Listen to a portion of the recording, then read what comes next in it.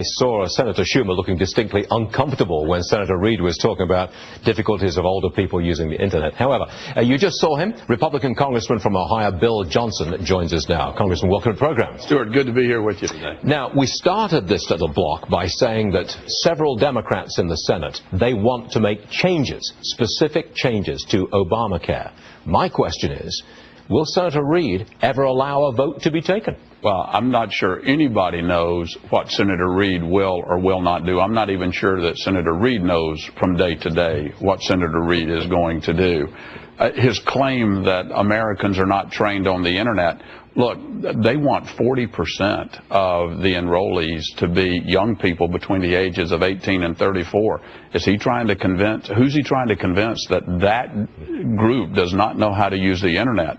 I think he's wrong. How's Obamacare playing in your district? Terribly, terribly. We've seen many constituents that have lost coverage, had their policies canceled, see their premiums skyrocketing, losing access to their physicians. A lot of times, Stuart, it's when people come into their doctor with a letter that they have received from their insurance provider saying your doctor is no longer in the network and you can't go to your doctor anymore. The doctors aren't even being notified. You've seen this frequently amongst your constituents. Yes. Now, Senator Reid says they're liars. Well, with the horror stories, he's saying they're lying. Well, that's not true. Well, how do they respond to this? Well, we have to continue to get the word out. We collect those stories on our webpage, www.billjohnson.house.gov, and our constituents go out and actually put in their stories. I talked to a cancer patient not too long ago who has lost access to their eye doctor.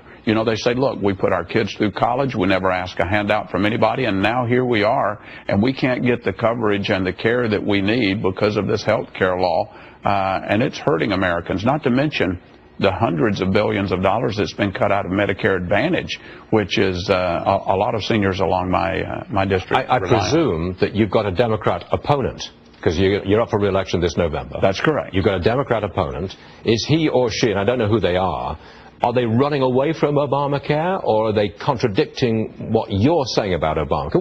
What's their position? Well, we have not heard from any of the opposition in eastern and southeastern Ohio because they don't want to talk about the health care law. It is toxic. And so they're trying to stay in the background and not say anything either for or against. But at some point, they're going to have to come out and say where they stand on this law. And is yours a rural constituency, or is it a suburban constituency? Characterize your... Stuart, we have some of all of it. Our district runs from an hour outside of Cleveland to an hour outside of Cincinnati, and it's diverse on every level.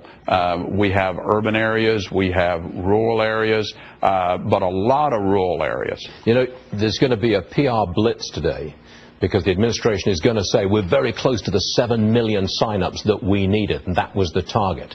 They're going to say it's a success, it's a victory, we're going forward, things are happening. How will you respond? Well, how can they call that a success, Stuart? They started out at 7 million.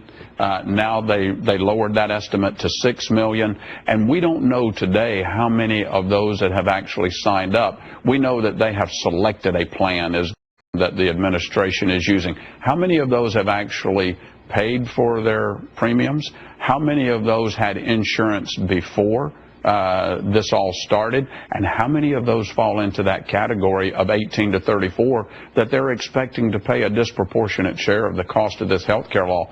The best thing the president could do is delay it for everybody, and let's put in common sense solutions that put patients and doctors back in charge. The chances of that are slim, and non-existent. You and I both know that, but there's always hope. There's 2014 and 2016. Indeed. Bill Johnson, Republican, Ohio. Thanks very much for joining us, sir. Thank you, Stuart. Appreciate it. Thank you. All right. Where have we got? We've got a rally that's faded a little bit. We're up 95.